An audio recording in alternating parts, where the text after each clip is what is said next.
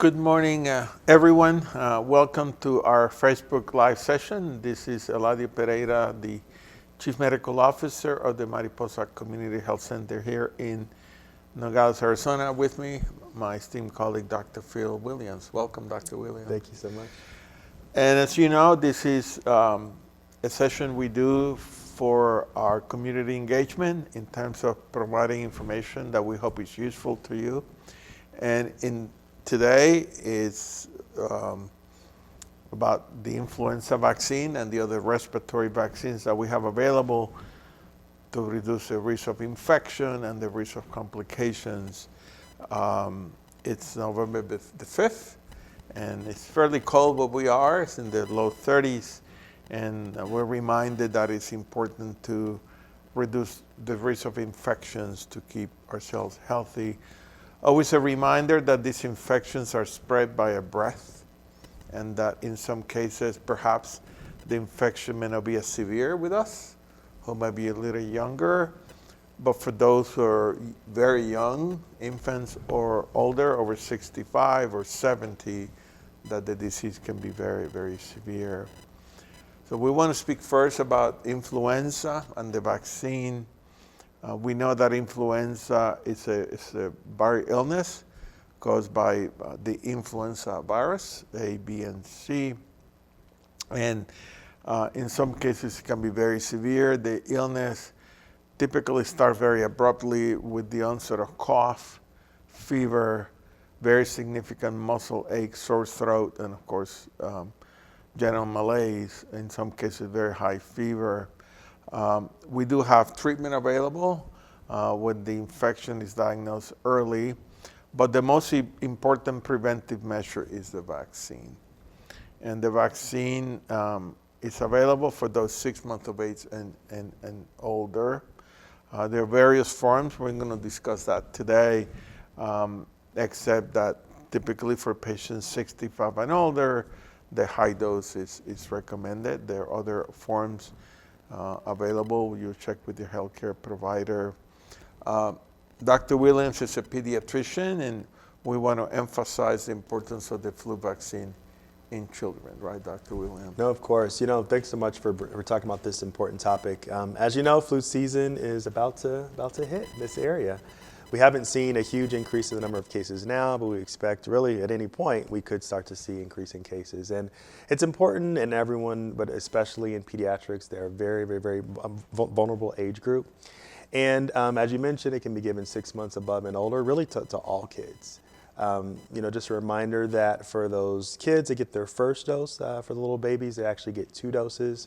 As opposed to others who will just get 1 dose for older kids. But it's important not only for kids that have chronic health issues like influenza, kids that were born premature, that may have something called chronic lung disease. We have a small subset of kids here that have other lung issues like cystic fibrosis and other things. But definitely in that age group, then it's necessary, but really for everyone, just because, as you know, the flu virus changes every year. So there's something called antigenic shift and drift. So there's mild modifications in the flu virus. So they specifically target this vaccine to target some of the new flu strains. And this year, the influenza is a trivalent vaccine. It contains 3 kinds of strains. It's also important to remember that while the vaccine reduces the risk of infection, at the same time, it reduces the risk of complications after the infection. And sometimes we fail to recognize that post-influenza can be a very vulnerable period. We know that bacterial infections tend to occur a few weeks after the initial infection, and we see the classic bibasic infection where the initial infection occurs with influenza, it treated, and then 2-3 weeks later, the onset of cough and fever, and that's a bacterial infection perhaps because the immune system was affected by the initial infection. And now we have to treat that. So a quick reminder that bacterial infections can happen, and in children the same thing too, right? Correct, exactly. Yeah. Typically streptococcus pneumonia, but the other more significant bacterial infections such as Staphylococcus aureus can also occur. So keep in mind that, yes, we're worried about the initial infection, but the post-influenza syndromes can occur, and we do recommend the influenza vaccine for those patients 6 months and older, those who are vulnerable, and of course those who are 65 and older. The COVID vaccine is available.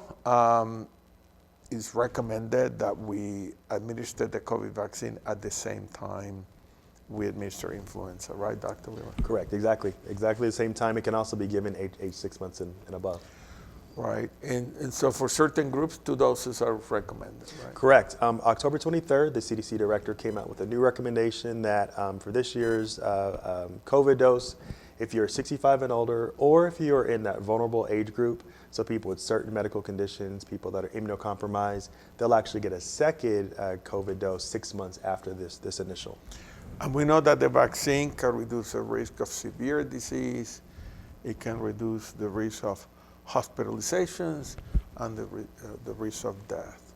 And again, in certain groups, maybe the disease cannot be very severe, but those around us can be significantly affected and end up in the hospital, have a very, very severe disease.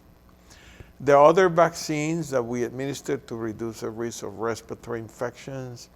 One of them is a vaccine that can offer protection against whooping cough or pertussis, and that's the Tdap. We've seen a few cases of pertussis in our community, right? We have, yeah. I mean, it's if you have never seen pertussis, it can be very, very severe. Had a few different kids that were hospitalized due to severe pertussis. So, good news, there is prevention. Right, and we've seen cases of pertussis even those vaccinated. Usually, we want to vaccinate every 10 years, but we've seen cases when the vaccine was given 7, 8, 9 years ago, and now they acquired the infection. We get suspicious when the cough lasts longer than 2 weeks. It could be other things, but every time the cough lasts longer than 2 weeks, we want to test for pertussis. And it's so contagious. It's one of those things that we provide what's called prophylactic treatment, where if you've been exposed, then you're probably going to need antibiotics. Even if you were vaccinated. And so people in the household or people at work who were with that individual will need essentially antibiotics to prevent the acquisition of the infection, or at least reduce the risk of more significant disease. And then there are others. Pneumonia vaccine is available. Check with your healthcare provider about getting typically PCV20. Other are available, but we use an app to make that determination what is the best vaccine available for you. But pneumonia vaccine, and then RSV, respiratory syncytial virus, common in older patients, but in children, very common, right, Dr. Wheeler? Yeah, very, very common. The most common cause of hospitalization in kids under a year. So there's various vaccine options for older adults, also for pregnant women, 32 to 36 weeks. And then a newer option that we have, our second year, we have a treatment option. It's called a monoclonal antibody, but it's another treatment that we can give kids up until 8 months, that we recommend that every single kid does receive that. And of course, influenza vaccine is recommended for pregnant women. Also, Tdap is recommended for pregnant women. So those are very, very important vaccines available. Check with your healthcare provider. COVID also. We want to get into the pregnancy, but we do have providers that can help us with that. But generally speaking, those are vaccines that are available to reduce the risk. And it's important to protect each other. These illnesses affect all of us. One can affect 10, 20 people, and we can do more. We have a responsibility to protect ourselves, but also to protect the ones who surround us, particularly those who are vulnerable, our grandparents, family member who may be immunosuppressed, undergoing cancer treatment. So we hope that you get vaccinated if you're eligible for the vaccine. So a reminder, get your flu vaccine, ask about COVID and other vaccine that you may be eligible for, and we're here to answer any questions if you have them. Mm-hmm. With that, I think we're going to end the transmission. Thank you, Dr. Williams, for being here today. Thank you, Marco and Edgardo Mariposa, for facilitating all of this. see you the next time. Thank you very much.